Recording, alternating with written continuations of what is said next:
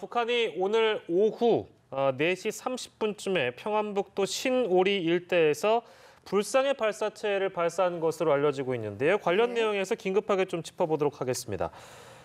경남대학교 극동문제연구소의 장철훈 교수가 전화로 연결됐습니다. 교수님 나와 계십니까? 네, 안녕하세요. 예. 저희가 급하게 좀 연결 부탁을 드렸는데요. 먼저 이 발사체를 어떻게 정의를 해야 될지 좀 난감하네요. 어떻게 보세요? 일단은 한 5일 전에 북한이 신형 전술 유도무기를 발사한 적이 있기 때문에 예. 그 신형 전술 유도무기를 미사일로 부를지 말지에 대해서는 제가 말씀드리기는 적절치 않은 것 같고요. 예. 예. 그런 부분에서 아마 오늘 발사한 것도 그 북한의 미사일 기지가 있는 쪽에서 발사를 했기 때문에 아마도 미사일이 아닐까 이렇게 추정을 해볼 수는 있을 것 같습니다. 예, 의도도 좀 저희가 짚어봐야 할 것 같은데 지금 지난 발사와 저희가 시간을 계산을 해보면 5일 만에 이렇게 발사를 하게 된 거거든요. 북한의 의도 어떻게 좀 저희가 추측을 해볼 수 있을까요? 아무래도 이 북한이 그 평안북도 신울이라는 지역이 내륙 쪽에 위치한 지역이고 동쪽 지역을 향해서 발사를 했기 때문에 네. 5일 전에 했던 그 신형 전술 유도 무기와 비슷한 식으로 아마 북한은 주장을 할 것 같습니다. 예. 그래서 정상적인 군사훈련 일환이었고 자위권을 위한 것이었기 때문에 게다가 탄도 자체가 자기네 영해 안에 떨어졌기 때문에 외국에 피해를 주는 게 아니다 이런 식으로 주장을 할 가능성이 있을 텐데요. 예. 우리 쪽에서 보기에는 아무래도 지금 그 비건 미국 국무부 특별대표가 방한 중이고 대북 쌀 지원과 관련된 식량 지원과 관련된 얘기들도 나오고 있기 때문에 그런 측면들을 다 고려해서 북한이 발사한 것이 아닌가 이렇게 판단을 할 수가 있을 것 같습니다. 네, 지금 교수님 말씀 받아가지고 다시금 여쭤보면요, 여러 가지 정황들을 고려해가지고 지금 북한이 오늘 발사했다는 말씀이시잖아요? 네. 그러니까 왜? 이유가 뭡니까?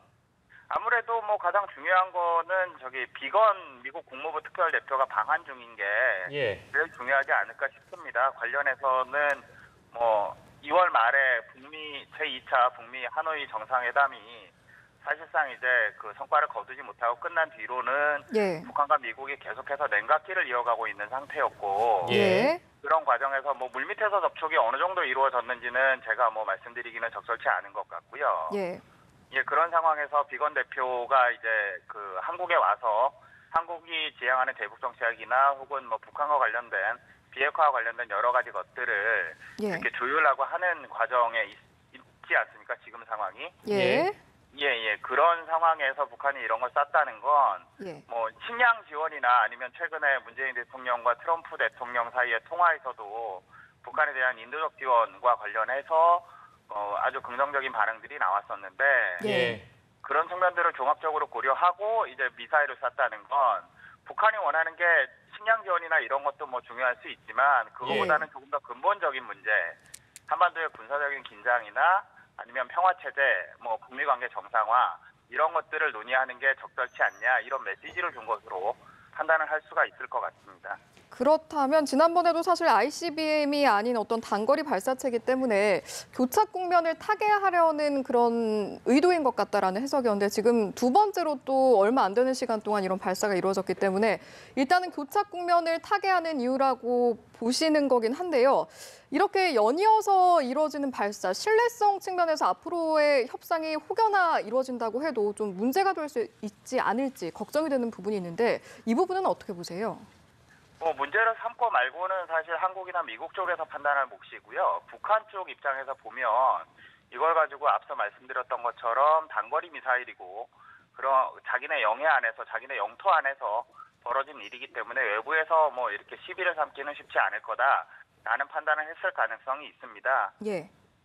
그런 측면에서는 사실 이번에 쏜 걸 가지고 북한이 대화 신호를 보낸 거다 이렇게 해석을 할 수도 있을 것 같은데요. 그런 맥락에서 살펴보자면 단거리 미사일을 쏘고 이번에 조금 더 긴 미사일을 쏜 거라면 아마도 북한이 진짜로 대화해야 하는 의제는 이런 것들이다. 미사일 문제를 포함한 한반도의 안보적인 문제, 군사적인 문제 이런 것들 아주 근본적인 문제들을 시급하게 논의할 필요가 있다.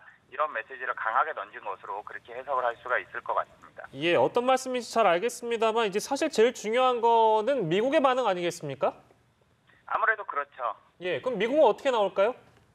뭐 얼마 전에 그 5월 4일 날 북한이 전술 유도무기 쐈을 때는 예, 미국 쪽에서 그걸 가지고 굉장히 자제하는 반응을 보였었는데 지금 비건 대표가 한국에 와서 지금 대북 정책이나 이런 것들을 전반적으로 협의를 오늘 내일 이틀 동안 이제 본격적으로 하게 되는데요. 네, 한국 정부의 판단이나 이런 것들도 아마 실시간으로 미국 정부에 보고가 될 것 같습니다. 그런 측면에서.